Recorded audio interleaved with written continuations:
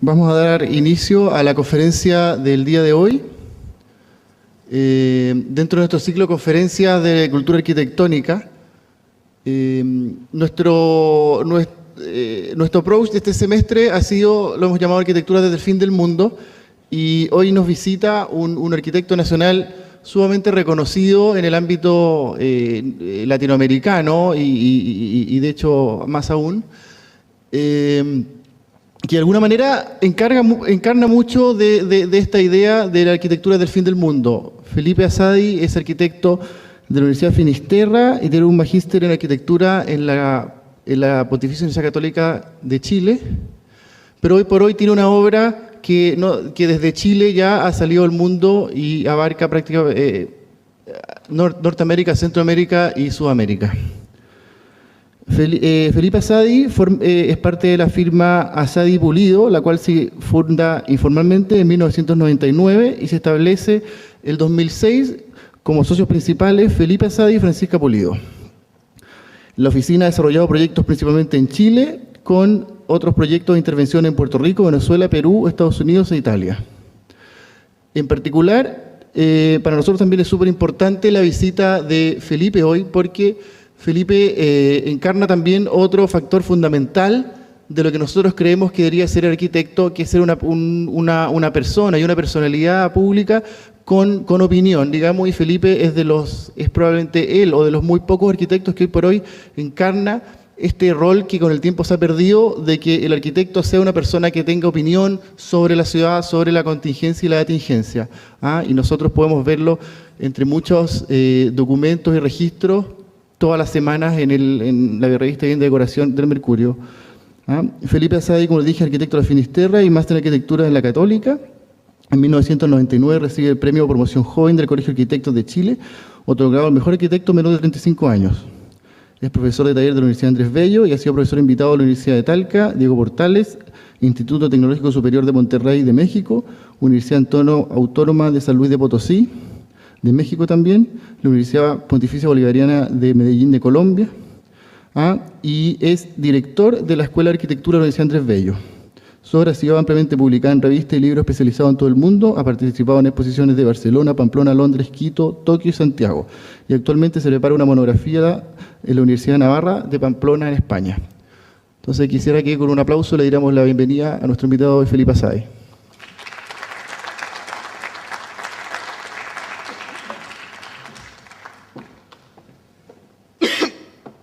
¿Me la pueden apagar esta luz, por favor? Gracias.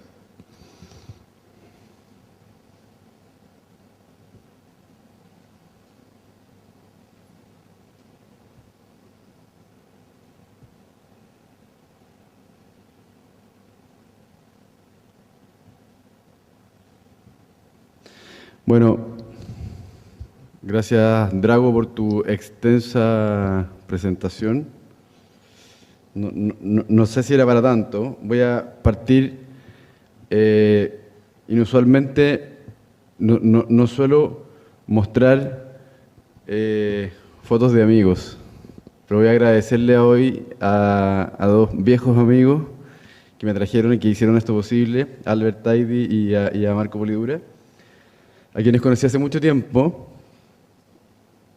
Y quiero compartir con ustedes algunas fotos de épocas inmemoriales, de cuando uno tenía pelo y el otro era un poco más lolo.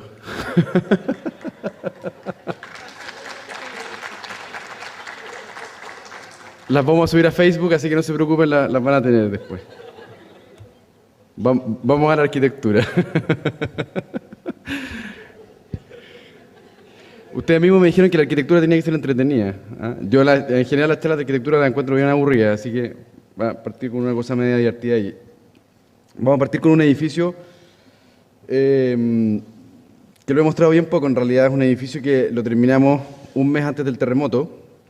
Se llama Edificio Gen, está en Santiago.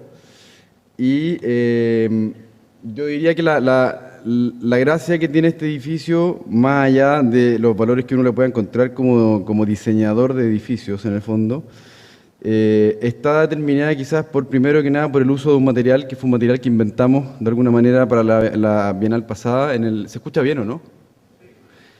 para la Bienal pasada, para el pabellón de las universidades. No sé si ustedes fueron o tuvieron la posibilidad de asistir, pero fue un material que se logró gracias al reciclaje de restos de láminas de Luzinc. Eso por un lado. Lo segundo, que es un edificio de vivienda económica con subsidio. Eso significa que es un edificio que está dentro de la categoría de los edificios malos que hacen en Santiago las inmobiliarias para vender departamentos chicos y baratos, y con los cuales se está llenando la ciudad de una arquitectura bastante mediocre, que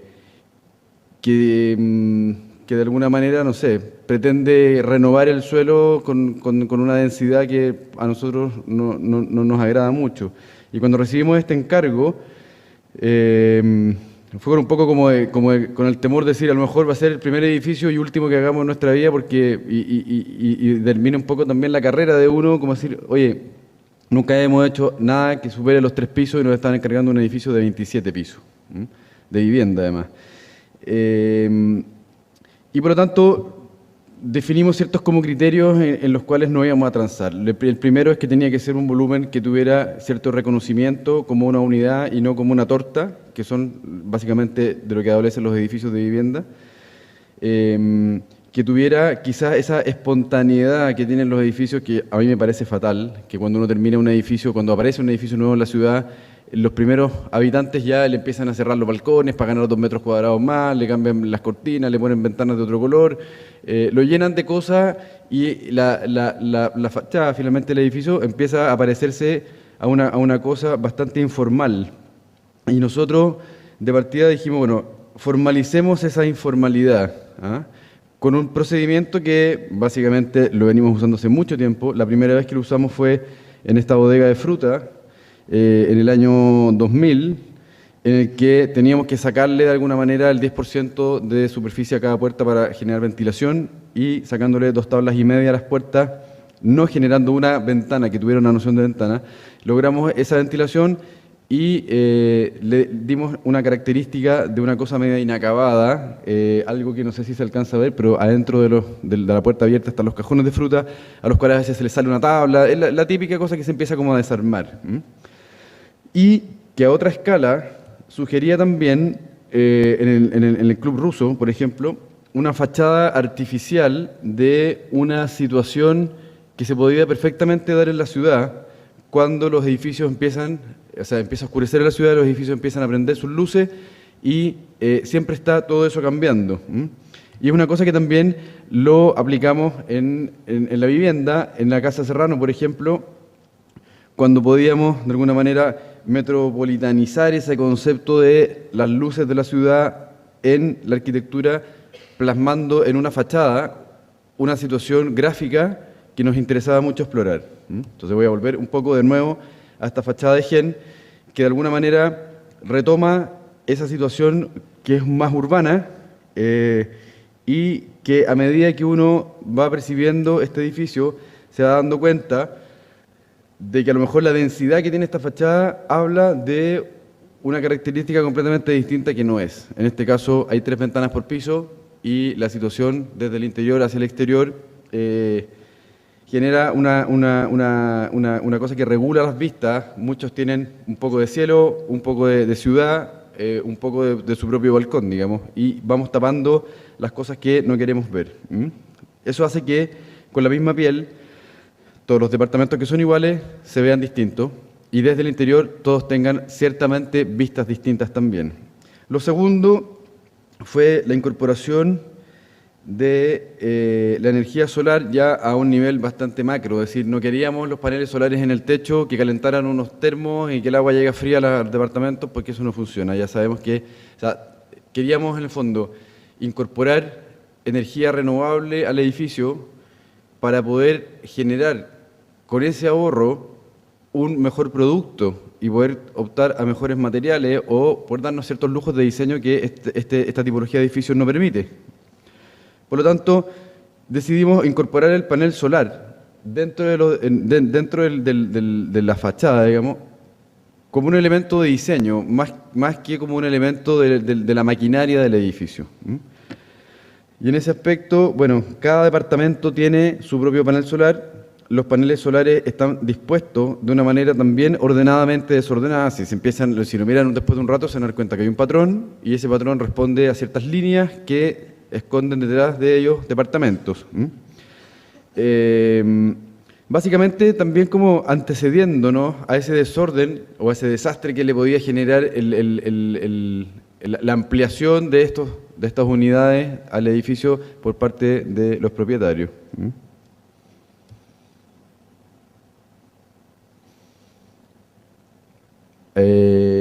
Bueno, aquí hay una foto. Estas fotos se sacaron cuando el edificio estaba terminado, todavía no estaba habitado.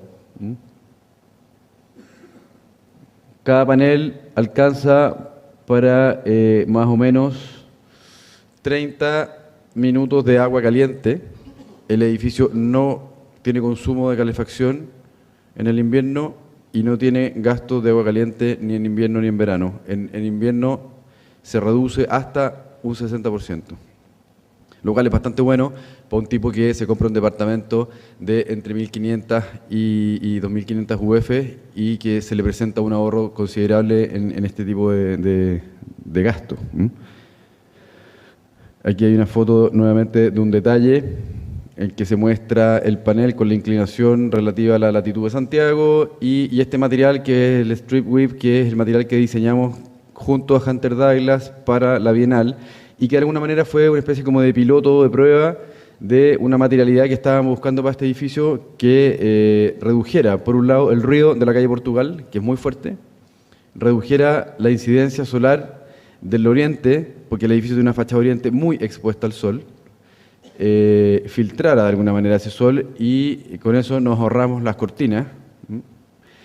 Y tercero, que genera una segunda piel que de alguna manera valoriza ese pequeño balcón que tienen esos pequeños departamentos también. Esto es un material que viene pre-perforado, uno lo pre-perfora con lo que quiere. No se nota aquí, pero tiene 3 colores distintos, son 3 tonos distintos de plateado, que hace que brille también de una manera bastante distinta con el sol y que desde el interior, después van a ver una foto hacia el exterior, se presenta casi como una especie de velo, como esas cortinas blancas que se usaban antes, no sé si se siguen usando, en que en realidad no se veía nada para adentro, pero sí se veía todo para afuera. Voy a mostrar un poco más rápido fotos del edificio. Esta ya es la foto final de la fachada principal, norte completo y oriente. Esta piel que se genera en la fachada oriente sube y retorna hacia el poniente. Eso que brilla debajo de la cara del techo es el brillo de la piscina que está en el techo, que la vamos a ver en una próxima foto, que genera siempre un reflejo que realza mucho la copa del edificio, digamos, y la coronación de este techo, que es una cosa que no la habíamos pensado para nada, por supuesto, pero que está todo el día muy iluminada.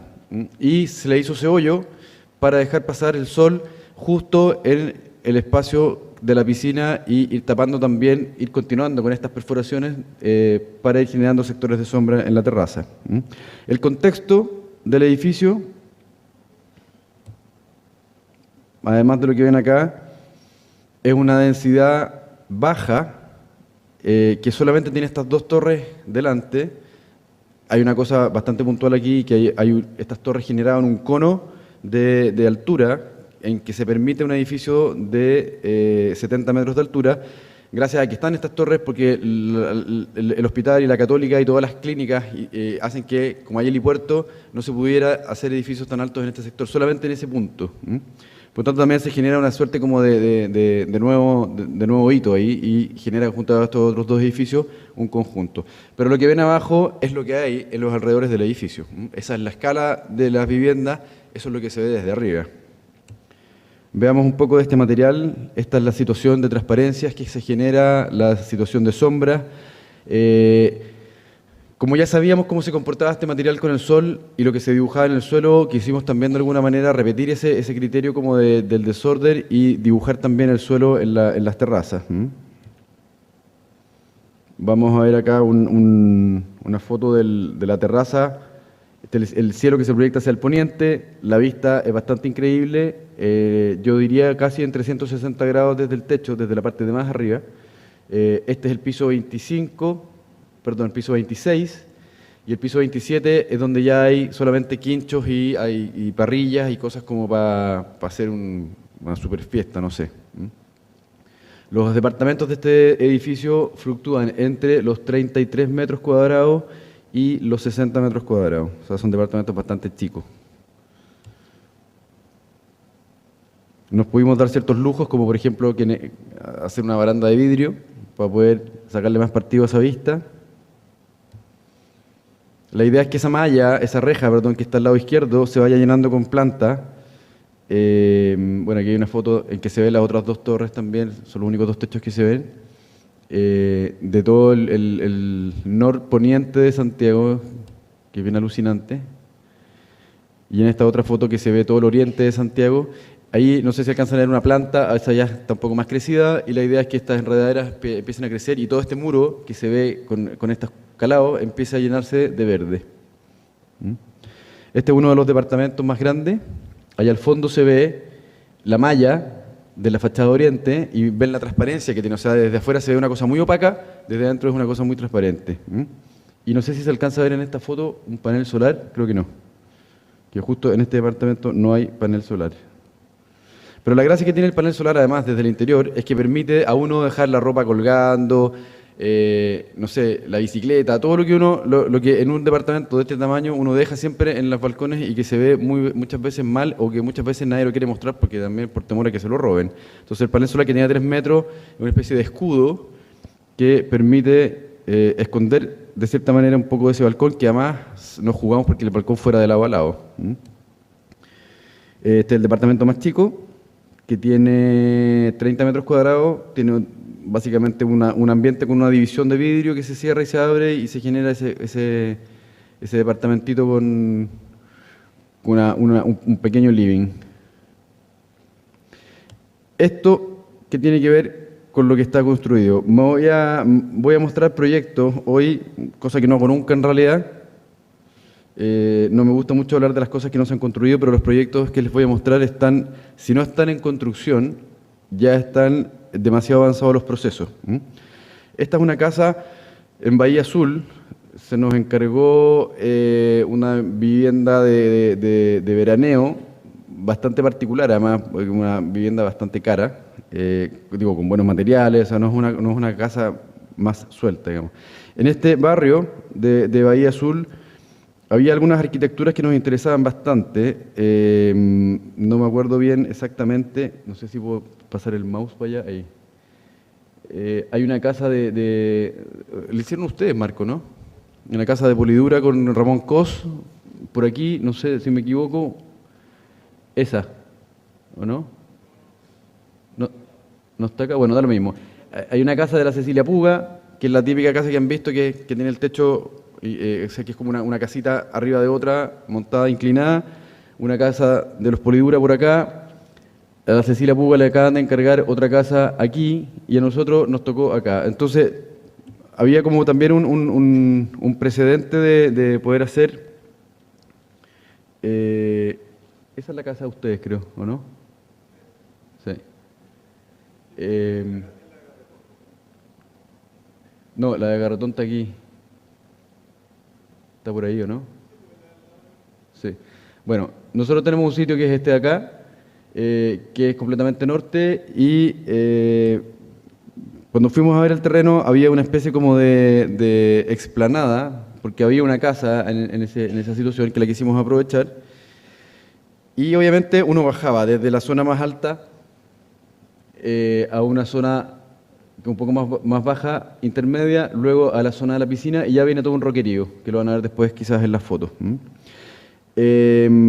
Nos tomamos también un poco de esta situación en que dijimos, bueno, una es horadar el terreno y hacer una casa aprovechándose esa especie como de talud artificial que ya había, hacer una casa horizontal puesta en este lugar, y la otra, hacer una casa en niveles que fuera bajando por este cerro y que llegara al mar y que el habitante no necesariamente se diera cuenta de que estaba con una casa de varios pisos.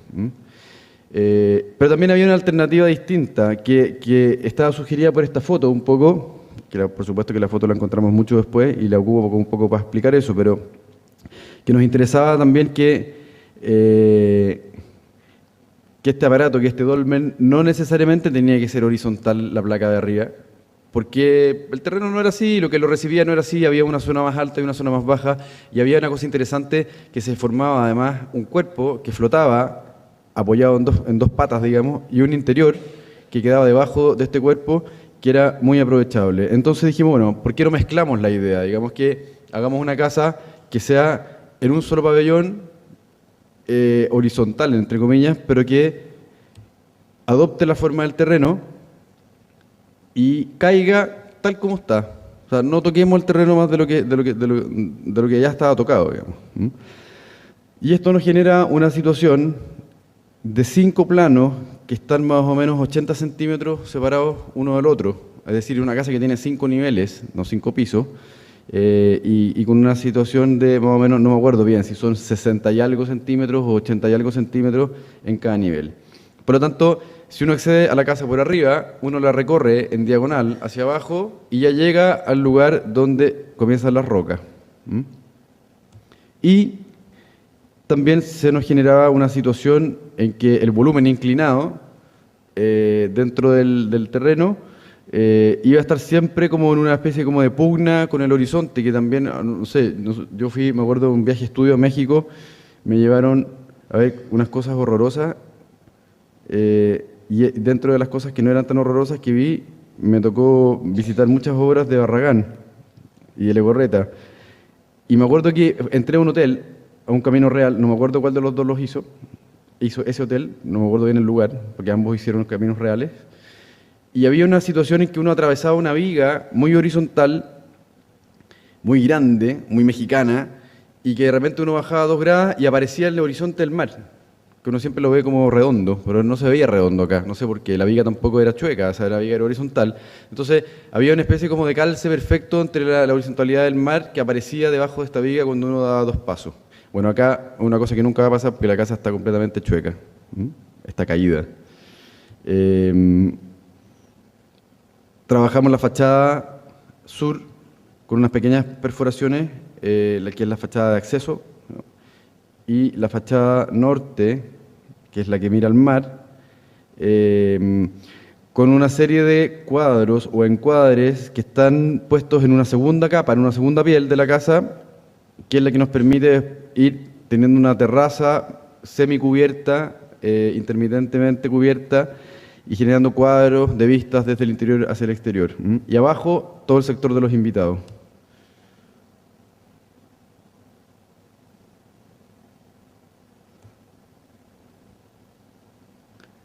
Este es el conjunto. El pabellón grande es la casa, lo que está allá abajo es una piscina, en subterráneo hay un pequeño tallercito y ahí hay unas instalaciones deportivas que se van a hacer en una segunda etapa. Voy a mostrar brevemente los planos de la casa. Ha tenido algunos cambios, ahora ya está esto presupuestándose, ya está calculada y la obra debiera comenzar más o menos en febrero. Pero básicamente muestro esto para ver cuáles fueron los criterios estructurales que se ocuparon para hacer la casa. En el piso de abajo hay 2 patas que corresponderían como a las 2 rocas que soportaban este dolmen. Arriba está todo este pabellón soportado solamente en esos 2 cuadrados rojos. Esos 2 cuadrados rojos tienen a su vez 2 vigas maestras hacia los costados que reciben estas 2 pieles, entre comillas, que son la cáscara de la casa y que finalmente es todo lo que vuela la casa.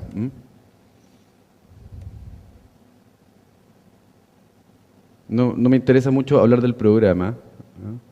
Solamente esto lo traigo para mostrar cuál fue el criterio estructural que ocupamos para que esta casa estuviera chueca en este terreno. Esa es la pendiente real de la casa, ambas fachadas, la del mar y la de acceso. Un corte mostrando los distintos niveles. Por ejemplo, en el acceso se accede por un nivel intermedio, que es donde está el comedor. Luego uno sube a una logia, baja al living, baja a un dormitorio, baja al segundo dormitorio. Y bueno, después hay una escalera, obviamente, y baja todo ese programa que está allá abajo. Tengo algunas imágenes de los interiores. Esto es desde el acceso, el living con la escalera que baja al zócalo, que es de los invitados, el pasillo largo que recorre toda la casa hacia las rocas, hacia el mar, la situación en que se proyecta el comedor sobre el living mediante un patio intermedio de luz que viene desde abajo además y que está bordado arriba, la terraza, en que se ve como en el fondo vamos de alguna manera excavándole a esta piel, que es una membrana además estructural, es completamente estructural porque es una viga que vuela y que pende de otras dos vigas que están chuecas. Finalmente, la chuecura de la casa le ayudó mucho a la arquitectura para que se pudiera sostener. Bueno, el calculista cuando vio el proyecto quiso salir corriendo y finalmente nos llamó y nos dijo, oye, es una súper buena manera de que la cosa se estructure, ¿no? Porque los materiales empiezan a trabajar ya exigidos. Una foto desde el dormitorio. Adicionalmente, esta familia nos pidió un pabellón de servicios adicionales o complementarios para la cancha de tenis. Nosotros lo primero que hicimos acá, y fue como un ejercicio un poco, no sé si alguno de ustedes quizás vio alguna vez que hicimos una casa que se llama 20 por 20, que fue como un ejercicio un poco plástico para, no sé, un poco como para jugar un poco con una arquitectura que era un poco menos formal porque era la casa de los invitados y la casa de la mesa de pool. O sea, hacerle una casa a una mesa de pool tampoco tiene mucha exigencia de programa, ¿ah? Esto tampoco va a tener un programa muy exigido, excepto la casa de los cuidadores, una zona de servicios que tiene un spa y una bodega. Nosotros dimensionamos en metros cuadrados qué significaba eso, lo pusimos al lado de la cancha de tenis y dijimos, bueno, hagámosle un frente a la cancha, en el largo, perdón, de la cancha de tenis, hagamos un pabellón largo que tenga que ver quizás con esa envergadura y en algún minuto, bueno, hicimos este primer plano solamente para dimensionar, ¿ah? No tiene ni puertas ni ventanas, tiene algunos vanos, pero no había cómo entrar a esto, porque estábamos solamente dimensionando si en ese largo de la cancha de tenis nos cabía este pabellón. Pero después, el cliente, que es tenista, nos pidió que por favor no hiciéramos ningún muro de todo el largo de la cancha de tenis, porque el rebote del ruido de la pelota es muy molesto cuando hace una reverberación en que uno le va a pegar a la pelota y todavía le está casi rebotando el pelotazo del jugador contrario. Entonces nos pidió que quebráramos de alguna manera este proyecto que estábamos haciendo. Bueno, finalmente seguimos dándole a esta especie como de ejercicio formal. No quisimos hacer un pabellón rectangular igual al de la casa. Empezamos a ver qué pasaba si le hacíamos dos aguas a esta pequeña casita. Luego vimos qué pasaba si esa cumbrera la girábamos y la hacíamos calzar con las aristas diagonales, digamos, del pabellón, y se formaba una cosa bastante bonita que en el fondo nos quedaban dos fachadas a un agua, pero siempre el corte iba a tener dos aguas, pero siempre ese corte, como se iba a ir moviendo, se iba quizás como a evidenciar solamente desde el interior. Entonces dijimos, bueno, tratemos de evidenciarlo también desde un exterior, generémosle más exteriores a esto. Y por otro lado, luego cortamos casi como con cuchillo este pabellón, diciendo, vamos a separar la bodega de lo que es el spa, de lo que es la zona en el fondo ellos, no sé cómo le llamaban, como servicios invitados, una casa muy grande que tiene casi como un pabellón familiar. A lo mejor la gente va a ir con la nana para las guaguas, qué sé yo, entonces la nana para no dormir acá. Y los cuidadores que cuidan siempre la propiedad que están en su casa propia, digamos. Entonces lo que hicimos fue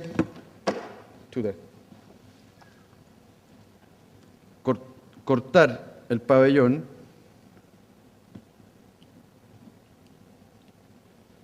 voy a atornillar esta cuestión porque si no cortar el pabellón, darle un giro con un ángulo a cada una de las piezas y en ese punto ingresar. Espero que esto no se salga de nuevo.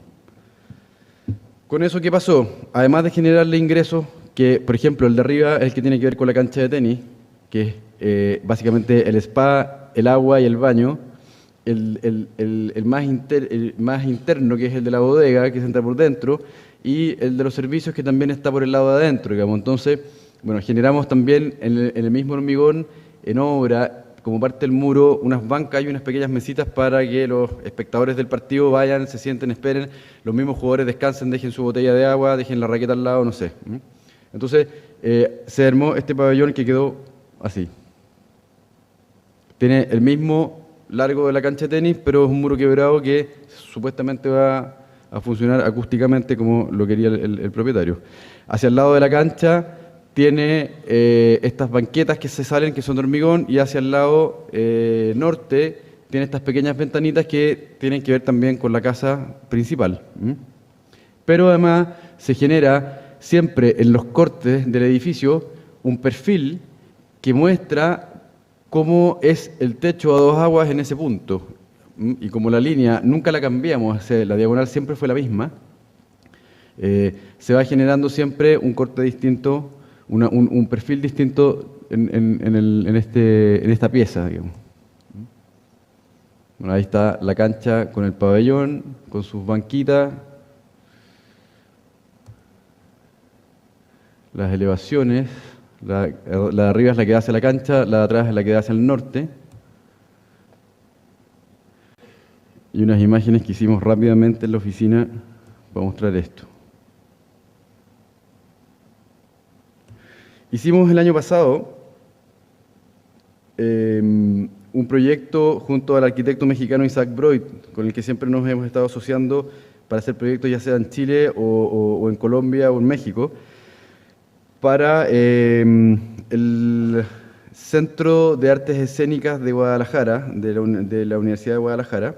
Fue un concurso en el que salimos terceros, fue un concurso por invitación en que se invitó a 8 arquitectos mexicanos, dentro de los cuales estaba Michelle Roskin, Tatiana Bilbao, Derek Delecamp y Francisco Pardo, que para mi gusto son 4 de los mejores arquitectos latinoamericanos que hay en este momento.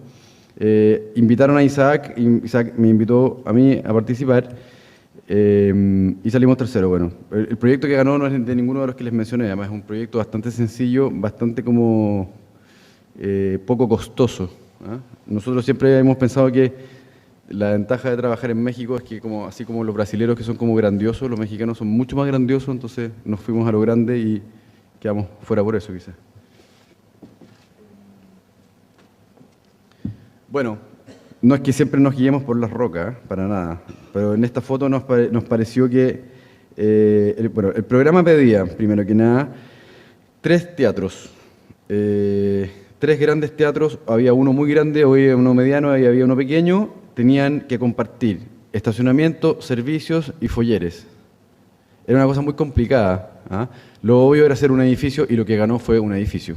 Un edificio que tiene 2 muros y entre cada muro hay un teatro y comparten las boleterías y por debajo comparten el foller y los camiones se meten por detrás. Entonces no había mucho que hacer. Nosotros estábamos pensando cómo activar mucho más este terreno y generar una plaza escénica en que no solamente el teatro como tal tuviera las butacas donde se sienta la gente con techo acústico y con toda la cosa, sino que los mismos edificios armaran un intersticio que fuera ya parte de la escena previa a entrar a la escena y que pudiera más permitir teatros al aire libre, corredores comerciales y una serie de otras cosas que están también pedidas en el proyecto. Era un proyecto de 70.000 metros cuadrados, por lo tanto había mucho de eso también.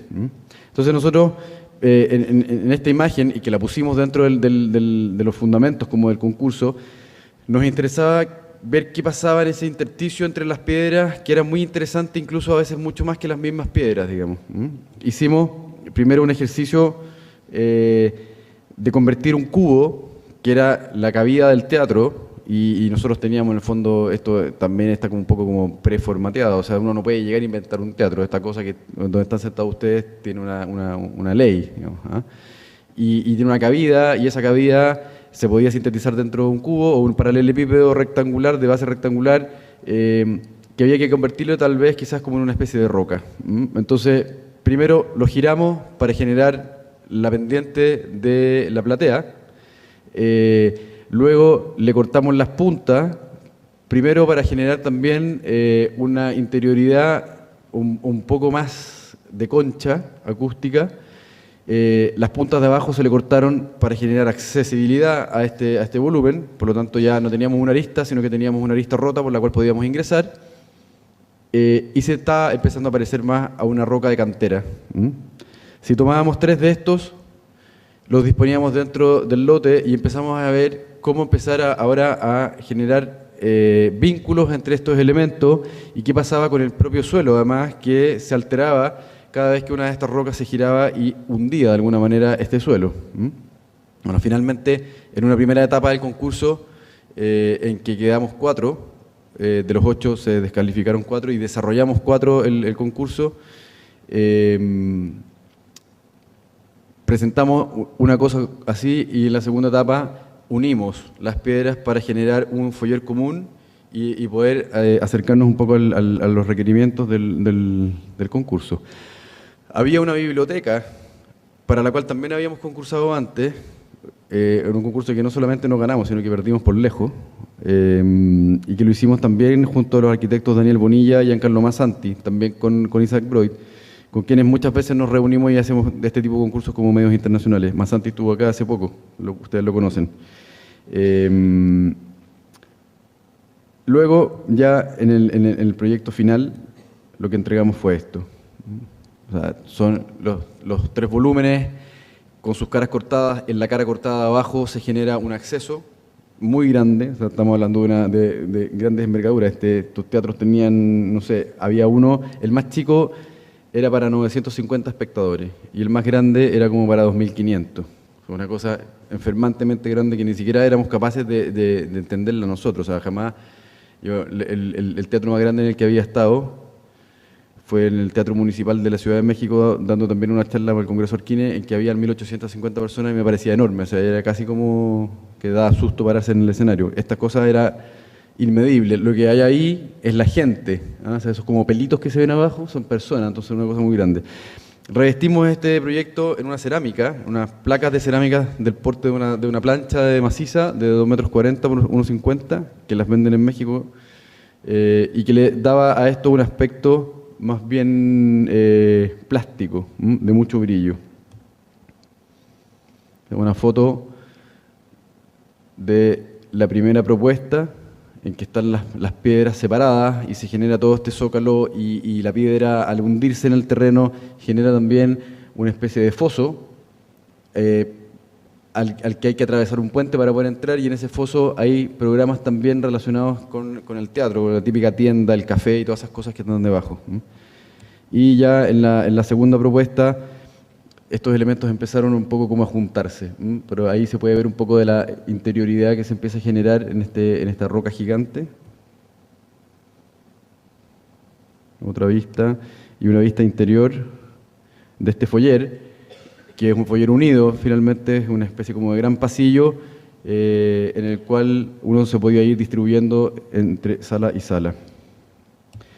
Una casa que nos encargaron fue bien divertido, que nos encargaron esta casa el día antes del terremoto. Y nosotros estábamos en el sur. Y la gente nos encargó la casa, dijimos, bueno, vamos para allá, qué sé yo. La casa está en Roxboro, en Estados Unidos, en Carolina del Norte, en el Hyco Lake, un lago que es una represa artificial. No sé por qué, en general, la tipología de represas artificiales siempre es como una Y. Esto está en una de las patitas chicas de la Y. Y ellos vieron la casa Guthrie. No tengo ni una foto de la casa aquí. La podría haber mostrado, pero bueno. Vieron esa casa y encontraron que se podía hacer algo parecido allá. Ahora, en este lugar, quienes hayan visitado estas como regiones gringas, en que la gente es muy tradicional, vive de una manera bastante como, o sea, a lo Truman Show. El barrio donde ellos viven es un barrio que no tiene veredas, no solamente porque el pasto llega hasta la calle, sino porque la gente no camina. O sea, a nadie se le ocurriría ir caminando a comprar algo porque no hay nada que comprar y no hay un lugar donde comprarlo y no lo necesitan. O sea, es una ciudad de autos en que las casitas son todas iguales, todas fluctúan entre colores rosados, celestes y verdecitos agua, con techitos todos súper mononos y con especie como de bow windows y todos con ventanitas de plástico. Me llevaron ellos a un supermercado de ventanas, una especie como de home center gigante en que la gente metía las ventanas al carro y los carros eran unas cosas así como parecían autos, ¿no? Entonces, en un lugar donde no existe ni una posibilidad de ser una arquitectura distinta o una arquitectura contemporánea, hay una casa que hizo un pupilo de Jacobsen en este mismo barrio, pero no en el lago, que es la única casa que tiene reja, más que reja tiene muro. Y le tuvieron que poner los muros porque la gente le tiraba piedra. Porque habían hecho una casa horrible. La casa es preciosa, es una casa que tiene, tiene dos aguas, típica como, no sé, media californiana, con unas ventanitas que van abajo, que recorren toda la cubierta, que la despegan. Es una casa preciosa, que ya está media mal traer, pero una casa azul, de una cubierta muy delgadita, y la gente la apedraba, la casa, entonces tuvieron que ponerle muro. Entonces esta gente se compró este terreno en el lago, y curiosamente lo primero que hizo fue mostrarle una foto de una casa nuestra a un constructor y le dijo: ¿usted puede construir esto? A varios, hasta que alguien le dijo que sí, yo puedo, esto más o menos costaría tanta plata, y una vez que pudieron, nos llamaron y nos dijeron: podemos construir una casa de este tipo. La casa Gatri que habíamos hecho, que a ellos les gustó mucho, es una casa de NU, que parte desde el nivel de la calle y tiene todo el programa en esta U. En la zona central se ubican los recintos comunes, en el lado, en la casa chilena, en el norte están los dormitorios y en el lado sur están los recintos de servicio. Ellos estaban súper pegados con esta casa Gatri y querían casi la misma. O sea, casi como que querían: mándanos los planos y te pagamos el proyecto. Lo que hicimos nosotros fue, un poco también teniendo en cuenta que el terreno era levemente menos inclinado, tomamos la U y la desplazamos, con un programa bastante distinto, pero y con una envergadura un poco mayor. Lo que se hizo fue, en el fondo, bueno, no se lee nada, pero tienen ellos acá sus dormitorios, su estar y qué sé yo, el living, la cocina ya en la esquina, y él es músico, entonces tiene una sala de música, una pieza de invitados y un pequeño gimnasio. Entonces uno llega a esta casa por arriba, esto está metido en un bosque, y tratamos de, además de ir haciéndole el quite un poco a los árboles, a los más importantes. La verdad es que eran tantos y casi era como que ninguno valía más que otro. Aquí aparecen entonces la elevación, no sé cuál es la principal acá, la elevación de la casa, la elevación de la cocina. Este lado es un lado que vuela bastante, deja toda una ventana corrida por alrededor, que de alguna manera habla como de separar la placa de techo. Es una placa a la cual uno se puede meter incluso desde el acceso a la casa y puede ocuparlo como terraza, que pasa un poco lo mismo en la Gatri. El corte en el que podemos ver ahí la bajada peatonal, los autos quedan arriba. Corte en el otro sentido, tiene también un pequeño espejo de agua que está ubicado ahí en esa zona anterior al living, y le hicimos muchas lucarnas. La Gatri tiene unas lucarnas redondas, estas son unas lucarnas rectangulares por las cuales se mete la luz y se sirven de asiento para esta terraza. Entonces es un render aéreo de la casa en el lago. Por supuesto que no justo este no es el lago porque no teníamos cómo sacar esta foto, y tiene muchos más árboles. Pero en el fondo es cómo se desarrolla la casa dentro de este bosquecito, en que dejamos la punta de la casa muy expuesta a la copa de los árboles, casi como arriba del agua, y el resto ya más enterrado. Es una casa que en el fondo nace enterrada y se despega.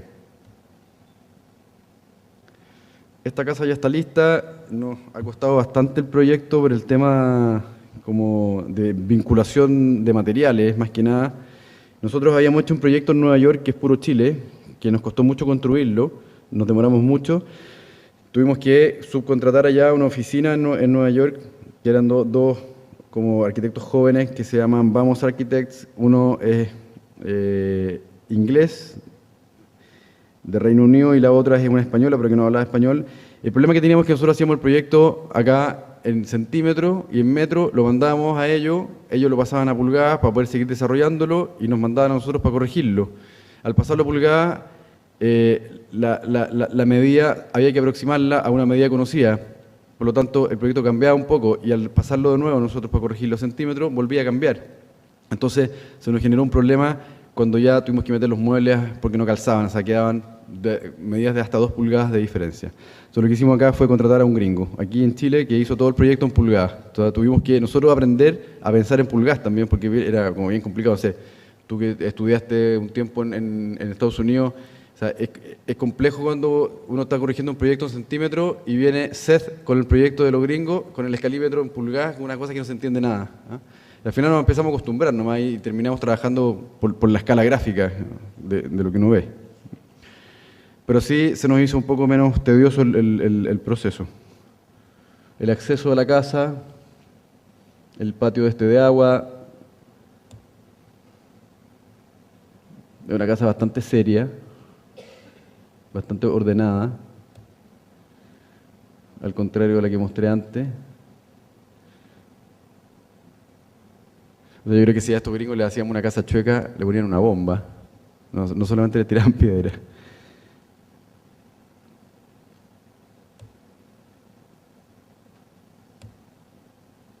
Aquí se ve como bueno, hay muchos árboles en este lugar, pero acá borramos muchos árboles para poder ver la arquitectura, en fondo. El volumen que sale con el dormitorio principal, que está muy arriba de la copa de estos árboles, el techo, jardín de la casa, y es que está igual, al igual que en la casa Gatti, en la noche empieza a oscurecerse y empieza a proyectar por estas lucarnas en las que se entraba el sol, ahora sale la luz hacia afuera, entonces activa de alguna manera también este lugar, haciendo un poco como semejanza a esas luces que están allá al fondo, que son de las casas de los vecinos del frente del lago. Y lo último,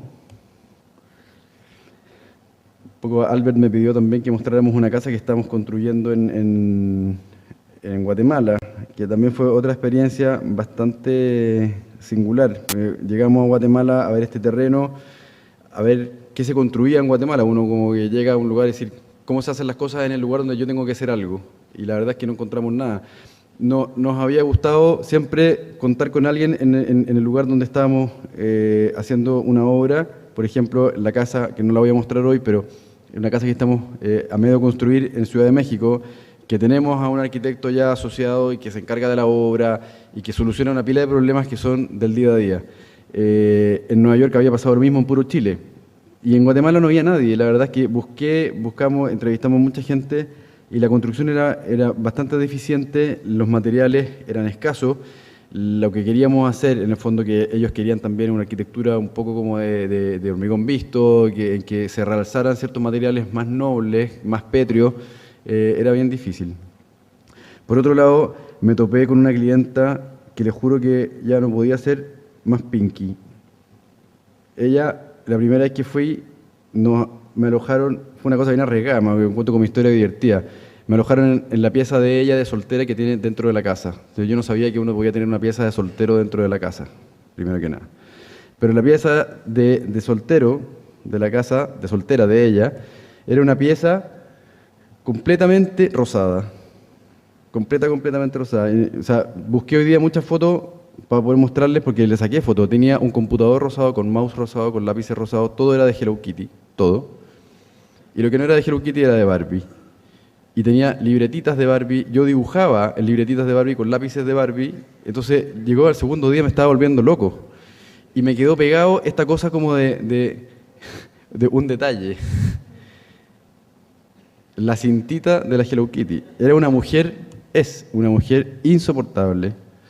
Entonces dije, si voy a tener que venir a Guatemala a comer pésimo, a dormir en la pieza de Hello Kitty, a tener que mamarme a esta niña que además se viste de rosado y es todo rosado, voy a tener muchos problemas. Bueno, no sé por qué, un día como dibujando en la oficina, pasó que dijimos, démosle un poco de gusto. Y pensando también en esta forma, dijimos, nunca hemos hecho una casa ni curva, ni con una forma rara. Hagamos por primera vez una casa que se desprenda de la idea como de este pabellón rectangular, qué sé yo. No sé por qué algunos tienden siempre como a hacer una semejanza entre eso y la planta. Quizás fue demasiado tiempo alojando en la pieza de Hello Kitty. Pero la verdad es que, bueno, había también una cosa como de querer ser muy panorámico, Después van a ver quizás las fotos de la ciudad de Guatemala, que es una ciudad muy, muy agresiva en su vialidad, en su planificación, que yo creo que no tiene, en su arquitectura también. O sea, los tipos construyen en los cerros, tiran shotcrete al muro, al terreno, y les da lo mismo. O sea, les da exactamente lo mismo lo que proyecten hacia la calle, lo que les interesa es lo que está adentro. Y no tienen, o sea, tienen muy poco cariño por el espacio que habitan, muy poco cariño por el diseño que ocupan, no tienen ningún concepto de diseño. O sea, los tipos, yo no sé qué le contaba anoche, o hoy día, no me acuerdo, compran algo para un jarro para la mesa y compran un jarro plástico feo azul, les da lo mismo. O sea, nadie dice, vamos a la tienda de objetos de diseño bonito que compremos un jarro que nos falta. No sé, nosotros, a lo mejor yo estoy un poco como alterado por la profesión, digamos, pero yo creo que en Chile, lo hablamos con Alberto hoy día en el avión, la gente ha aprendido a valorar el diseño también como un plus. Allá no. Bueno, la casa es un pabellón que tiene una forma circular, de alguna manera sinuosa, que está acompañada por un riel metálico en todo su perímetro superior, desde el cual cuelga una cortina que se mueve con control remoto y que cierra o abre esta casa a medida que el usuario va queriendo que le entre más luz o menos luz, o que el usuario va queriendo más vistas o menos vistas. También hay que considerar que Guatemala es una ciudad bastante peligrosa, en que nadie quiere demostrar que tiene plata, pero lo hacen igual, y por lo tanto entonces le ponen 2 o 3 guardias a sus casas con metralletas para que nadie entre. Entonces, esta casa de alguna manera era una casa que estaba bien hecha, con buenos materiales, que iba a ser muy vista porque está en un cerro, y porque por lo tanto decidimos cubrirla de alguna manera para no evidenciar todo lo que está pasando dentro también, y así poder aprovechar las vistas panorámicas que tiene la ciudad.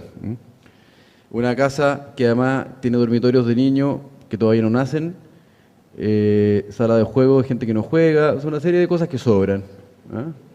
Eso que está ahí arriba, por ejemplo, todo eso que está ahí arriba, ese cuadrado de ahí es el dormitorio principal. Y esto es el closet. Para que se den cuenta que esta mujer, además de que se tiene toda la ropa rosada, tiene mucha.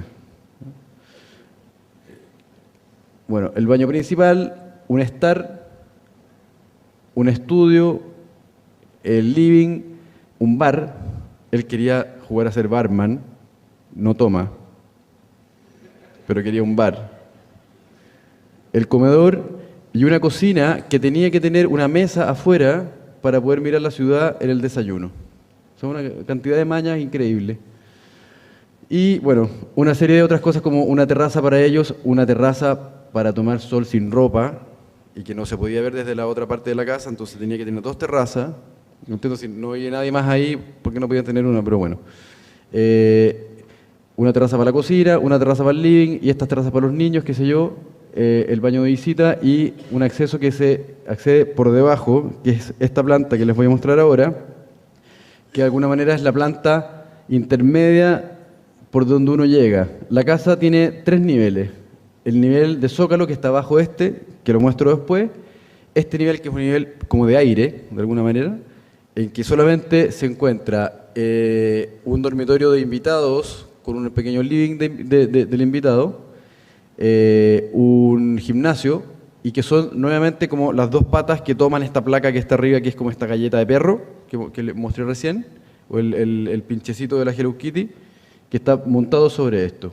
Y estos pilares, que son la estructura de lo que está arriba, algunos de ellos son por donde bajan las cañerías de los baños, y una piscina abajo. Y bajo de esto, el estacionamiento, que luego cambió un poco y ya se lo voy a mostrar en las fotos. Hay toda una situación en que se entra por debajo de la casa, se llega a ese primer plano, que es este de aquí, y desde ese primer plano se sube a la casa. Y tuvimos que trabajar una serie de muros, una experiencia muy nueva a mí, que yo tampoco lo había hecho nunca, que se fue casi como construyendo a mano, digamos, ahí, sin mucha planificación. Entonces, estos son los renders iniciales con los que se mostró el anteproyecto. Hubo ciertos cambios. La casa, en el fondo, ahí está el riel, que tiene la cortina metálica, que es semitraslúcida, que se puede cerrar, y queda completamente cerrada.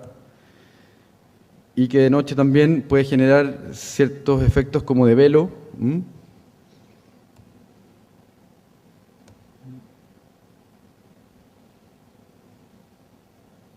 El acceso, que es este plano de aire que les decía yo, que es como este primer nivel, en que no hay nada mucho, que son estas patas que soportan la casa, y esta escalera que sube al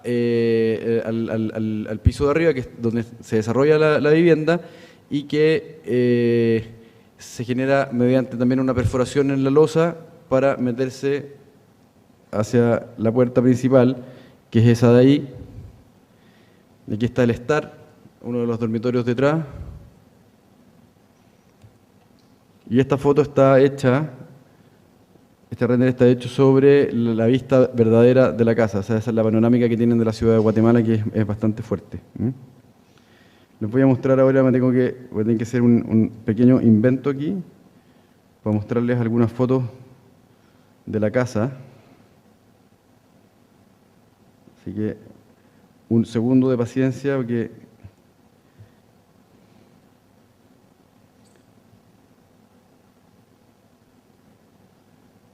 son fotos que no estaban no alcancé a meterlas en el PowerPoint, porque son muy recientes, de la última visita de obra. A ver.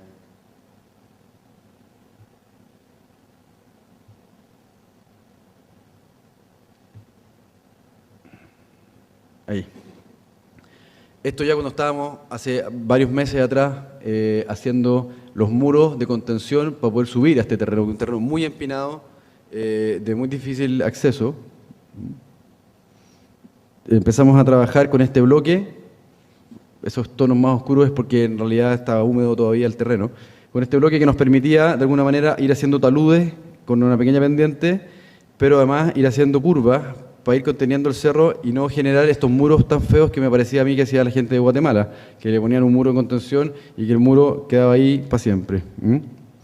Esto que ven ahora después se cubre naturalmente, muchas veces de pasto. Esto no se plantó, esto salió nomás.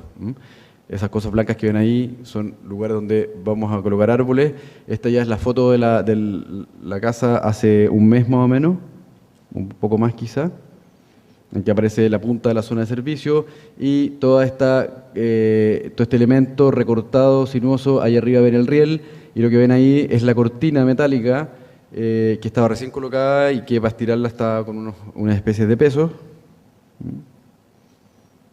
Es un poco la figura que tiene la casa desde el acceso. Una de las esquinas está la esquina de la cocina. Hay muchas cosas que estaban en obra y que estaban por terminar.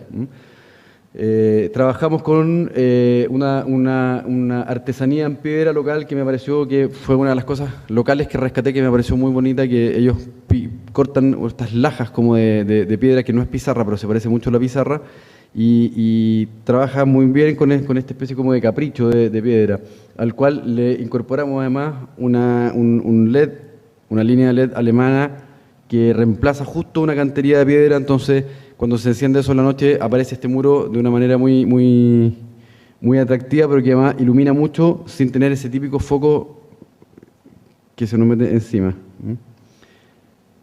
La terraza con la piscina al fondo. Entonces uno sube por una escalera que está un poco antes, uno sube desde el estacionamiento por ese vidrio, ese primer vidrio que aparece ahí.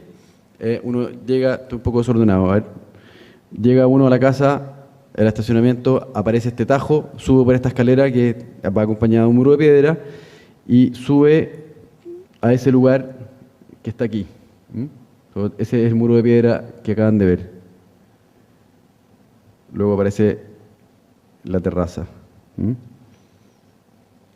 Esta es una escalera que está hecha en hormigón, que se hizo con una matriz metálica y los peldaños se metieron después al muro con un sistema guatemalteco que yo no conocía. Espero que funcione. Este es ya, cuando uno llega a este piso, un poco el mismo render que veíamos con la niña sentada ahí subiendo la escalera. Una escalera que se forra en mármol, todavía estaba en construcción, por lo tanto no se han rematado las canterías y qué sé yo, pero uno llega a este espacio arriba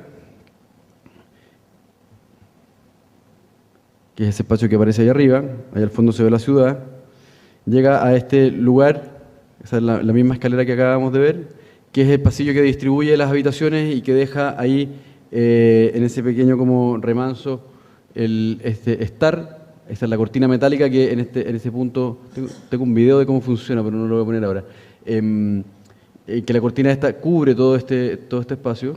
Al fondo está el dormitorio principal. Vamos a ver aquí una foto de el living y el comedor, ese palito que está ahí, donde están todas las instalaciones del bar, que va un poco isla. A la izquierda, detrás de eso, está la cocina. Acá una foto del mismo pasillo anterior, desde que se ve el acceso, en que uno llega a donde están esos sacos de cemento todavía, llega a una especie como de hall y después entra a todo el resto del programa. Las puertas son negras, lacadas, por eso se ven con esa especie como de brillo. Esta es el dormitorio principal, que todavía está en obra, pero acá se ve la transparencia que tiene esta cortina metálica que cubre toda la casa. O sea, uno perfectamente puede tener la casa cerrada todo el día, nadie ve para adentro. O sea, lo que se ve es una pastilla metálica, completamente metálica, pero uno sigue viendo la ciudad, que eso es lo importante. ¿Ah? O sea, que es una especie como de cortina exterior que además la protege del sol. Esta es una de las terrazas, ahí están colocando los vidrios curvos de las barandas, ¿ah? Por lo tanto los tenían ahí por mientras, pero también vemos cómo esta cortina se mueve, hace toda la vuelta y se va hacia allá nuevamente.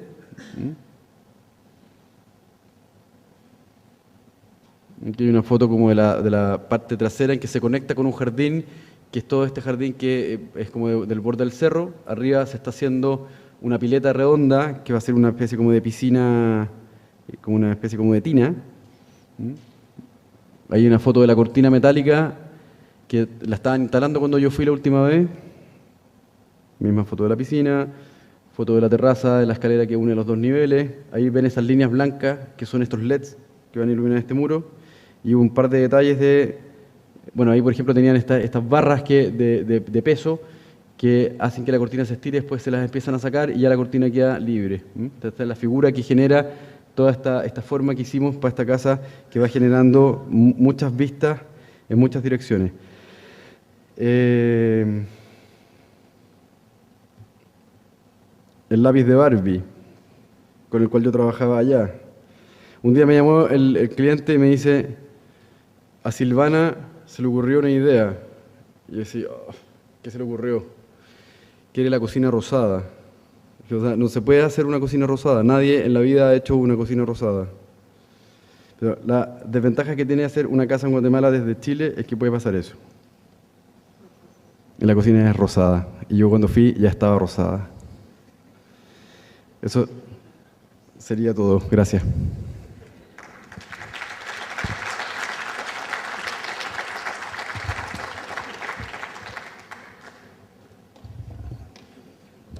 Edificio GEN, ¿cómo ha sido el funcionamiento posterior en cuanto al tema inmobiliario? ¿Cuál es o cómo se están proyectando los resultados? Porque tú pusiste un montón de innovación, evidentemente un cambio radical frente a la homogenización de Paz Freumovich en el centro de Santiago, y hay desde criterios energéticos a implementaciones de diseño, que claramente se nota en el proyecto, pero ¿cómo ha sido la recepción, no sé, desde el cliente o el tema del negocio, etcétera? A ver, es bien difícil hablar como desde el punto de vista de la arquitectura, qué es lo que afecta o no al movimiento inmobiliario. ¿Ah? Por una parte, yo siempre sostuve lo siguiente, el cliente se la jugó para contratar una oficina de arquitectura que tenía como una especie como de book, una especie como de recorrido ya, para poder vender un producto mejor, creyendo tontamente que el cliente que compra un departamento de 1.500 UF sabe quién es Felipe Asadi y Francisca Pulido y que se va a comprar un departamento que por eso es mejor. Eso es mentira, eso no pasa. ¿Ah? El tipo ve el departamento, ve la ubicación, los metros cuadrados y el precio. El arquitecto le da exactamente lo mismo. Luego, el terremoto paró las ventas de edificios de altura, sobre todo que este edificio se inauguró en noviembre, el terremoto fue en febrero. ¿Ah? En el verano la gente no compra mucho. Las ventas se activan en febrero, en marzo. Entonces, el mercado se paró y no se vendió más. Y ahora, la semana pasada, si tú observas la curva de venta de departamentos de FL2 en Chile, es una curva que te juro que es así. Porque la ley, o sea, ¿cachaste que se terminó la ley que le permitía a las personas tener más de 2 departamentos de FR2? Entonces la gente se puso a comprar como loca, porque estos departamentos mucha gente los compra también por renta. Entonces se vendieron todos. O sea, la semana pasada ya no quedaba ni un departamento. Pero como te digo, se afecta no por la arquitectura, porque tú le dices, oye, pero es que tiene un panel solar, me da lo mismo el panel solar, ¿cuánto vale? Quiero pagar lo mismo que me está vendiendo Pazfroimovich. ¿Te fijas, no? La gente todavía no entiende, a lo mejor que ese panel solar le va a generar un beneficio o le va a generar un ahorro. O sea, más de otras cosas que el edificio tiene, que tiene fibra óptica, que los gastos comunes cuestan, no sé, 20 lucas y que dentro de esos 20 lucas tenéis teléfono, cable, esa películas, internet, todo incluido, porque se desarrolló también una tecnología propia de servicios. ¿Ah? Entonces, estos tipos innovaron mucho y terminaron ellos mismos comprándose el edificio porque les convenía comprárselo. Porque encontraron que comprar departamentos de ese tipo, más allá de que ellos lo hicieron y los vendían, comprarlo y arrendarlo era mucho mejor negocio que venderlo.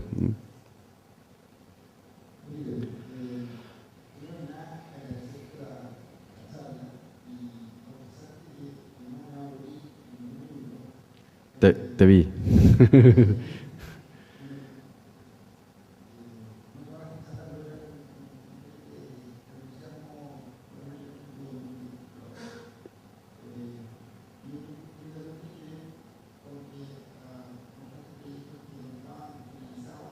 Mm.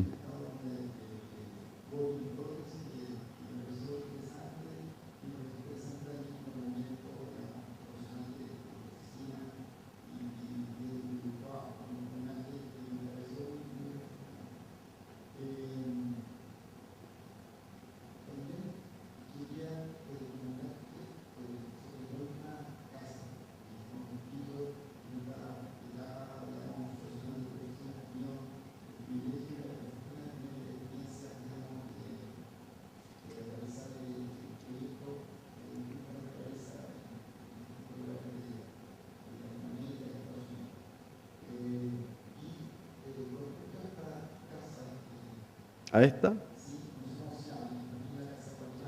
Se llama Casa Toledo porque ella se llama Silvana Toledo, le puse el nombre de ella, pero...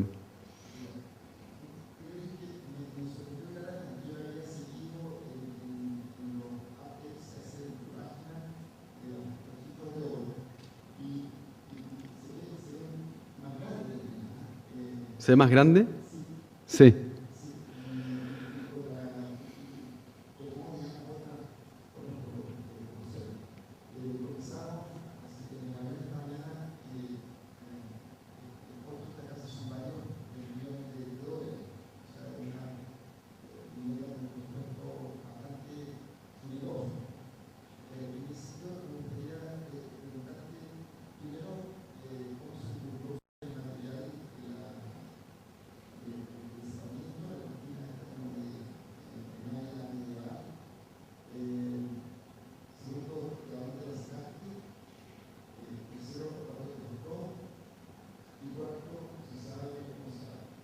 ¿Sí qué?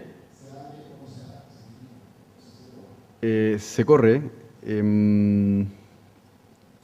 A ver. Tengo unos videos de cómo se corre, pero no sé cómo buscarlos acá, pero los podemos ver después.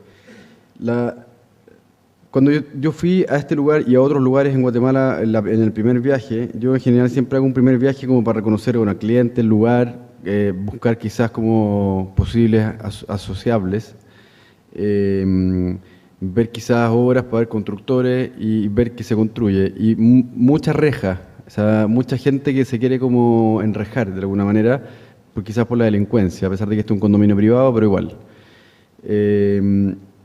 No fue un requerimiento del cliente necesariamente, pero sí me dieron mucha seguridad, más que de alguien que entre a la casa, de alguien que vea hacia la casa. Por otro lado, la casa está en un lugar en que tiene una vista increíble, entonces una cosa que se me ocurrió es que podíamos hacer una reja blanda, móvil. Y quizás la forma también responde a esta movilidad, o sea, no va a tener que estar moviendo paneles, que era como la solución básica y típica y que siempre deja un panel que te tapa. Quizás también con ganas como de innovar, este material ya lo habíamos ocupado en la Casa Serrano en una en la escalera, nosotros habíamos hecho, esta es la Casa Serrano, habíamos hecho una casa que tiene 3 pisos.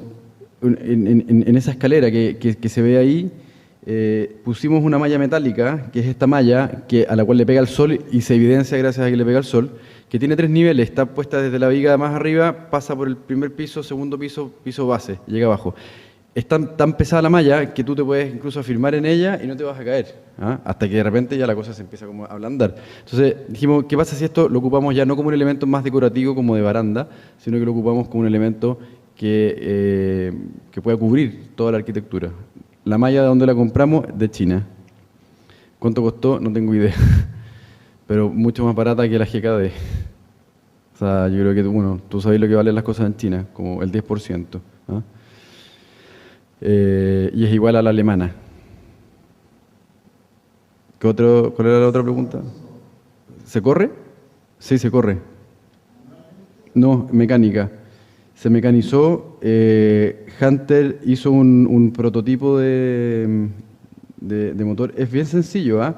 Va por un riel, hay un motorcito que anda solo, digamos. El mismo motor va electrificado, pero se genera su propio movimiento. O sea, no es que otra cosa, no hay una cadena, ¿ah? Y se mueve. A ver, déjame volver a la casa Serrano, a la casa Toledo, para mostrarte eso, a ver si lo pillo. Pues mientras podemos hablar de otra pregunta, si quieres.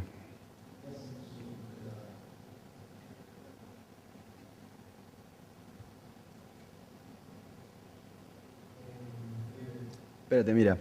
En esta foto, la malla está completa. ¿Ah?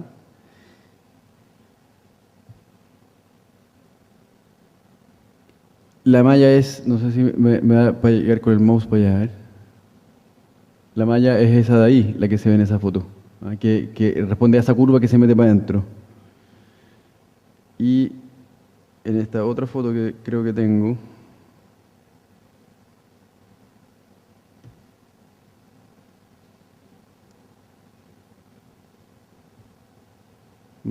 sigamos conversando por mientras la busco.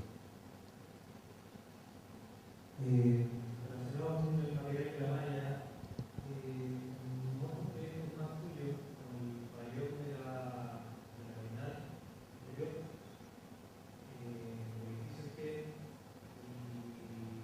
y también la tienda Puro Chile, que es un proyecto muy desarrollaste materiales. ¿Qué se desarrolla material? ¿Qué es un terminal?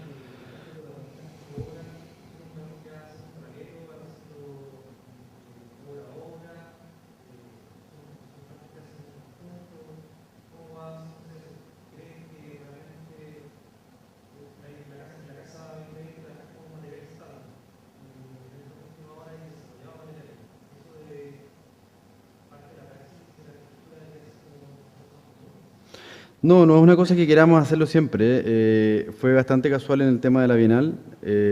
Nos permitió hacer ese proyecto gracias a que se descubrió que podíamos hacer un material nuevo, pero en realidad el material nuevo lo logramos cuando ya lo teníamos hecho, ¿ah? Es como decir, la cosa no va a ser imposible hasta que la logremos. También era un experimento y lo queríamos hacer para el edificio, pero era demasiado caro el costo del riesgo de equivocarse en un edificio de ese tipo. Entonces la Bienal fue también un proceso, pero nosotros igual empezamos a trabajar. Me gustaría mostrar un poco de ese proceso también, porque no fue una cosa que uno diseñó un material en un papel y dijo ya, hagan las cosas así de esta manera. O sea, hicimos miles de pruebas. Hunter Douglas nos pasaron la planta y estuvimos yendo un par de meses incluso en que se hacían mockups de verdad a escala 1:1. O sea, porque teníamos que ver cómo pasaba el sol, teníamos que ver cómo brillaba con el sol de frente, teníamos que ver la corrosión que podía generar, la suciedad, el viento, porque esta cosa se podía transformarse. Imagínate una fachada de 70 metros de altura por 14 metros de ancho, metálica, con un viento o con el mismo, o sea, con el mismo movimiento del edificio, podía haber sido insoportable. Entonces, después diseñamos unas piezas plásticas que alejan la piel del tubo. O sea, hicimos una serie de mejoras. Pero básicamente fue porque se fue dando en el tema de Puro Chile. queríamos mostrar el mimbre como producto. Lo que se hacía acá eran pelotas de mimbre que las venden en Falabella y en Ripley, y podíamos haberlas llevado también, ¿ah? Pero dijimos, hagamos un cielo entero de mimbre. Y la manera de hacerlo fue hacer una palmeta del enredo de mimbre, ¿ah? Porque también había que llevárselo en el avión y poder montarlo allá, y tenía que montarlo básicamente yo, porque yo mandaba unas palmetas de mimbre para allá y me las iban a tirar por la cabeza. Nadie hace esa pega. O sea, de hecho fue un problema. Y los gringos no entienden que un chileno tonto lleve una cosa de mimbre que se puede incendiar con el foco que está arriba y que no cumple con las normas. Entonces tuvimos que ponerle un producto y certificar que el mimbre venía impregnado con un producto ignífugo. Y, o sea, tanto así que el aire acondicionado tiene que salir por esa rejilla, ¿ah? Entonces querían hacerle los hoyos al mimbre para ponerle la rejilla. Y dije, ¿para qué? Dejen el tubo por arriba, si el mimbre tiene hoyos de este porte, mucho más grandes que la rejilla, y por ahí va a salir el aire. No, tiene que ir con la rejilla. Y bueno, póngale la rejilla por arriba del mimbre. No, la rejilla tiene que ir por debajo del cielo falso. O sea, finalmente, todo era un problema. O sea, yo digo, de repente, nosotros en Chile tenemos una oportunidad increíble de poder generar cosas porque todavía no hemos adoptado tanta tontera, digamos, tanta norma tonta, ¿ah? Si me dais un segundo, te muestro un poco ahí, no sé si se ve, vamos a ver, en esa foto, toda esa malla que se ve, ¿se puede bajar un poco la luz, quizá? ¿Se puede o no? Todo el cielo es una trama de mimbre que no se nota mucho en la palmeta, pero son elementos que son más o menos de esta altura y de este ancho, ¿ah? Que hicimos varias pruebas acá también con la gente de Made in Mimbre, que fue la gente que finalmente lo construyó, para que las amarras disimularan lo más posible la curvatura que se generaba, la separación entre las plantas. Entonces la idea era generar una nube completa que remataba después en este mapa, ¿ah? En realidad el cielo iba de lado a lado y no atravesaba por esa viga, que es una viga falsa. El constructor la hizo más baja pensando que yo quería cortar el local en dos. Cosas que no se preguntan y que lamentablemente costaba $1.000 subirla y nadie tenía los $1.000 en el fondo, ¿ah? Cosas que pasan también nuevamente con este problema que lo hablábamos cuando tú me comentabas, Albert, lo malo o descuidado que puede quedar un pabellón en la Expo Shanghái de un tipo que vive no sé, en Suiza. Cualquier cosa que uno haga fuera de su país y que tenga que ir 4 veces a verla, lo más probable es que le pueda pasar una cosa así, porque son imponderables que tiene la arquitectura que los tenés que solucionar tú ahí, ¿ah? Ahí se ve un poco también como guatea este cielo, ¿ah? Pero la idea era esa, como generar esta nube. El invento en este caso no fue por inventar algo, sino que fue por la necesidad de tener que hacer algo para llevarse el mimbre para allá. Y si tenemos que inventar otra cosa en otro proyecto, vamos a tener que hacerlo. El tema también de la cortina en la Casa de Guatemala también es un invento. O sea, tuvimos que buscar el motorcito con Hunter Douglas que se metiera dentro del canal y que pudiera por tramos, porque ya de repente ya el motorcito no se la podía. Entonces son pequeños tramos en que la malla se mueve. ¿Mm?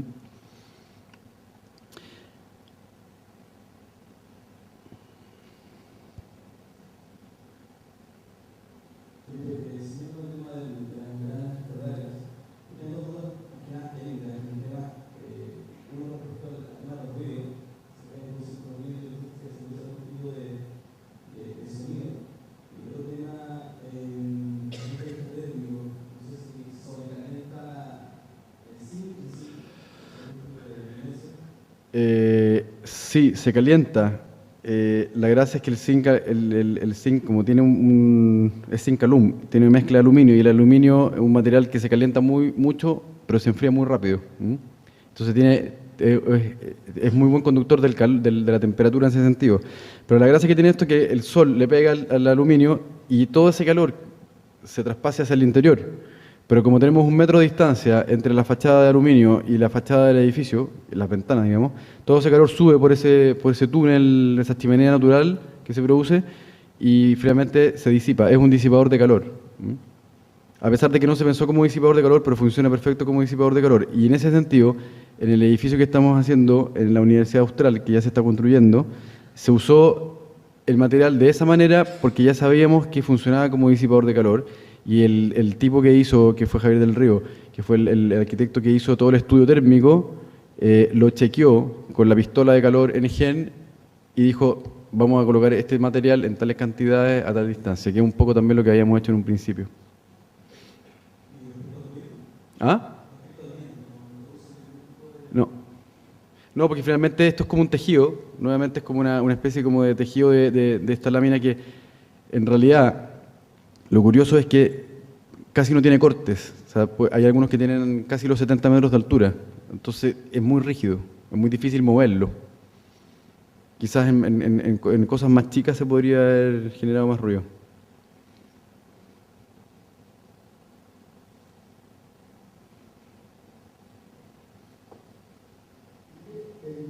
Bueno, rápidamente a otro campo del proyecto, porque me llamó la atención que encontraste un proyecto de tijera, entonces quería preguntar, sobre cómo hicieron ustedes, no sé, visualizan el tema de lo local, del lugar, de su gracia, de la cultura, de todo el museo, desde este lugar tan remoto que sigue, digamos, está haciendo ya en muchos lugares de manera paralela, digamos.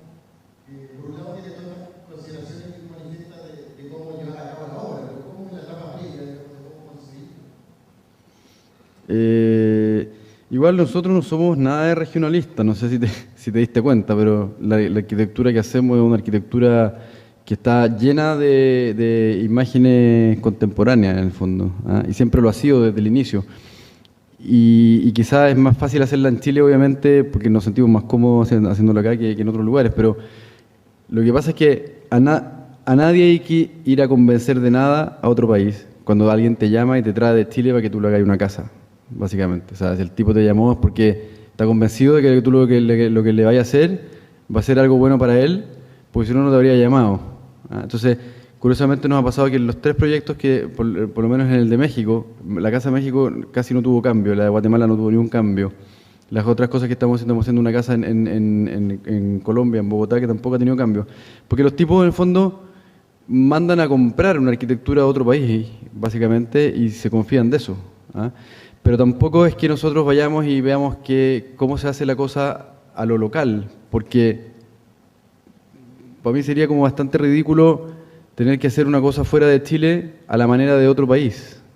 Para eso lo hacen en el otro país, con un arquitecto de ahí. No sé si me entendís, como yo creo que ya uno tiene una manera de hacer las cosas y esa manera se puede aplicar a muchas partes. Por supuesto que hay condiciones climáticas, geográficas. Hoy día tú le mostraba a Marco y a Albert un hotel que estamos proyectando en la Patagonia. Por supuesto que ese hotel es de piedra, de palos, de otros materiales, digamos. Y si nos toca hacer una casa en Alaska, a lo mejor vamos a tener que inventar alguna cuestión para hacer la casa en Alaska. Pero nos ha pasado que en los lugares donde estamos trabajando, uno come la misma comida, tiene la misma ropa, la gente es casi igual, las temperaturas básicamente son las mismas, llueve más en un lugar menos que en otro, no sé, pero no es mucha la diferencia. No nos ha tocado esa parte quizás como más directa del lugar, que creo que es la pregunta que tú estás haciendo.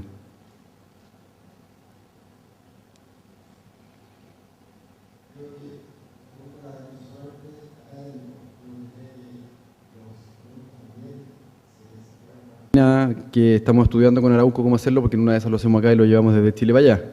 Y uno dice, bueno, también se puede hacer en México con maderas nativas mexicanas que ya están impregnadas con el ambiente del DF. Pero esta casa, si tú la ves, es una casa que perfectamente podría estar acá. Y si tú vas a una casa de México, perfectamente podría estar acá y viceversa. Entonces tampoco es una... Nos tocó una vez con Isaac proyectar unas casas en Veracruz, que no se reconstruyeron por suerte, estaban llenas de palmeras, pero porque el terreno tenía palmeras y las palmeras no podíamos cortarlas, entonces había hoyos en el living para dar las palmeras, una cosa muy rara, muy tropical. O sea, ¿qué hago yo haciendo esta arquitectura tan como charra, tan como de Acapulco? Ahora me acaba, ponte tú, de llegar un encargo de Acapulco para hacer unas casas. Y las fotos que me mostraron también estaban llenas de palmas y cosas, y como, no sé, una cosa mucho más tropical, que uno dice, bueno, me la tendré que mamar si me quiero ir a Acapulco a hacer una casa, y si no, me tendré que quedar aquí y hacer una casa en la ciudad donde me toque nomás. Pero son como convenciones, ¿te fijas? Son, bueno, no sé, es como lo mismo.